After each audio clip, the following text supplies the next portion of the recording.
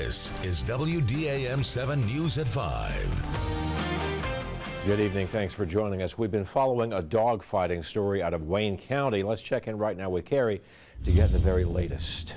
All right, thank you so much, Steve. Tonight, the investigation into a dogfighting ring in Wayne County continues. Our Melissa Egan went back to the property today with deputies, and she has the latest from what the Sheriff's Department had to say.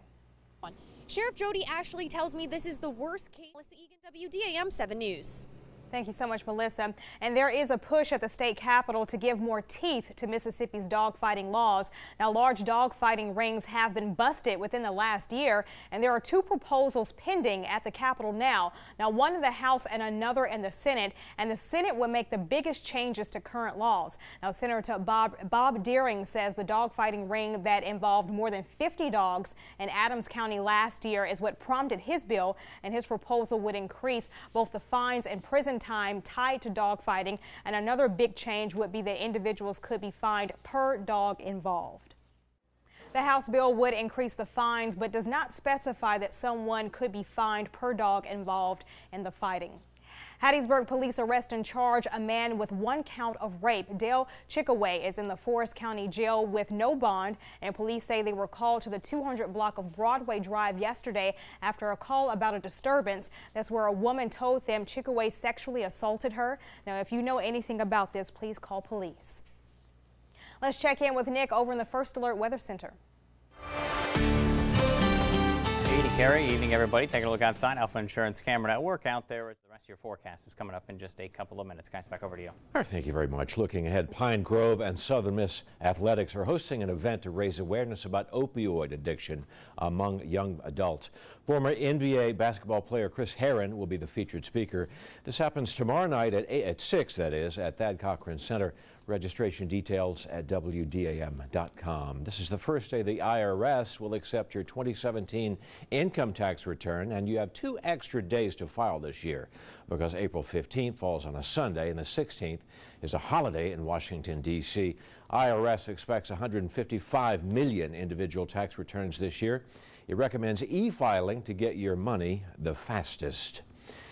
President Trump delivers his first State of the Union address tomorrow night. The White House says he's going to spotlight his economic success and appeal to bipartisanship. Lana Zach has the story. The administration says this year's speech will focus down from his post immediately. Lana Zach reporting. You can watch the State of the Union address live on TV and on our website at WDAM.com at 8 tomorrow night.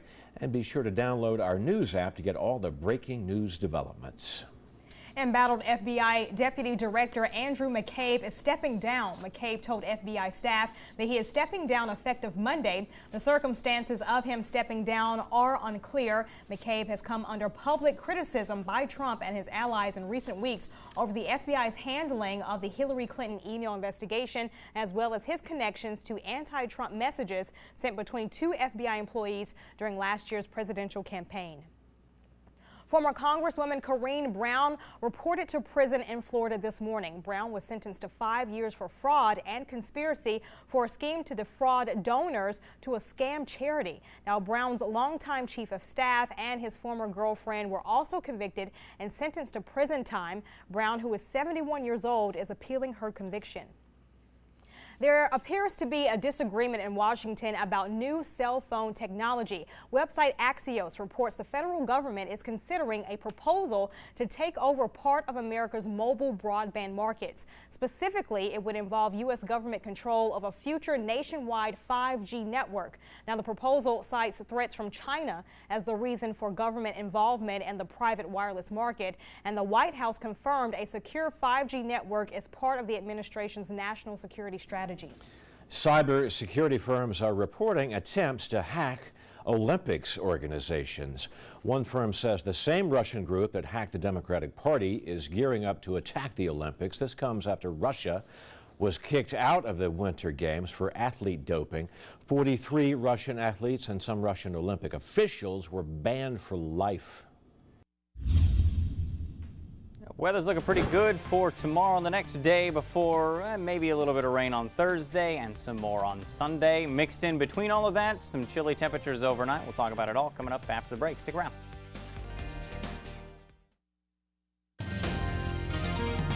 WDAM 7 First Alert Weather.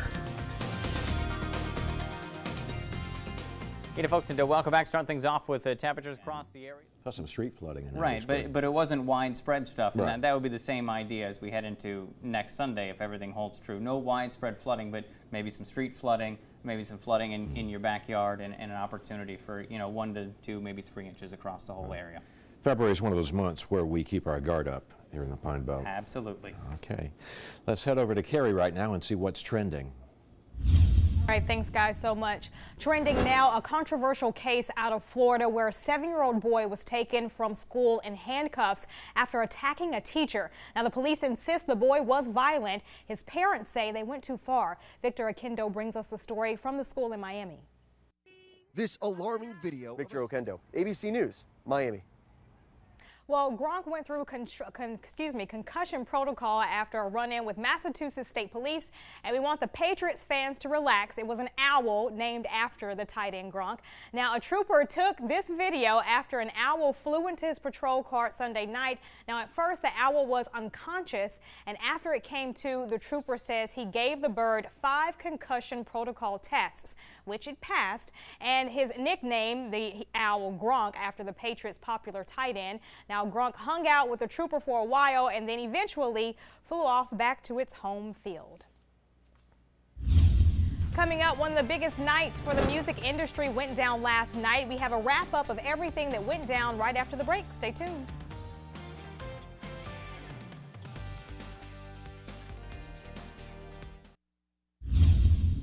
Ronda Rousey, one of the most feared women in the UFC, is entering a new ring. Yeah, Rousey has made the anticipated jump to the WWE last night with a surprise appearance at the WWE event. And the former UFC champion says she's fully committed to the WWE, and it is still unclear whether she is still totally done with UFC, and she refuses to say she's retired from the sport.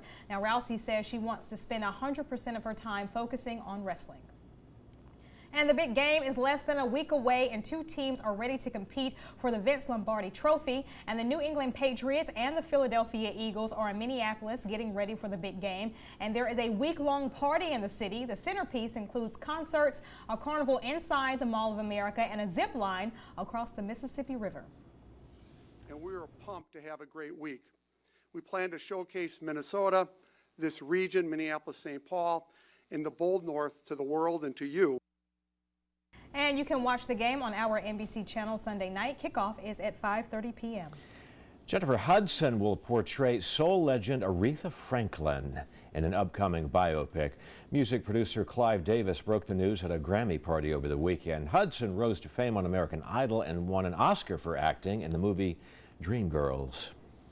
The Grammy Awards left the confines of California and set up shop in New York City Sunday night for the first time in 15 years. It was a big night for one artist in particular. Mark Barger has a recap. The Grammy goes to Mark Barger, NBC News. Thank you so much. I don't know. As we go to break, here's what's on TV tonight.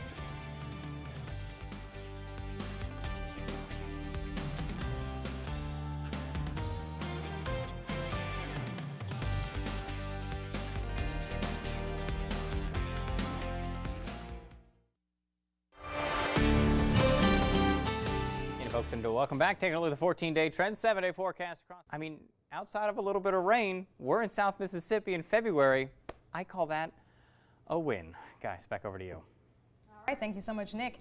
Well, if you see a cat riding on the hood of a red SUV in Oregon, don't be alarmed. Somebody reported seeing Pixie on the hood of a car that was driving slowly in the parking lot of a Taco Bell out there. Well, the 4-year-old cat belongs to Jesse Dorset, along with 2 others named Dixie and Mr. Jinx. Dorset says they have been riding in the car since they were kittens, and they enjoy going out with him. The cats wear safety gear when they're riding on the hood. And Dorset says he never lets them ride on the hood at high speeds or on busy roads, and they only ride on empty areas or parking lots or long driveways. Looks like they're having fun. Yeah, they don't seem to mind at all. Now, if the cat was looking like get me off this hood, I think we would have an issue with it. But that happened in Oregon, sir. What do you have to say for your people? My people are different and unique. All right, thank you so much. Thank you guys so much for joining us. Bye.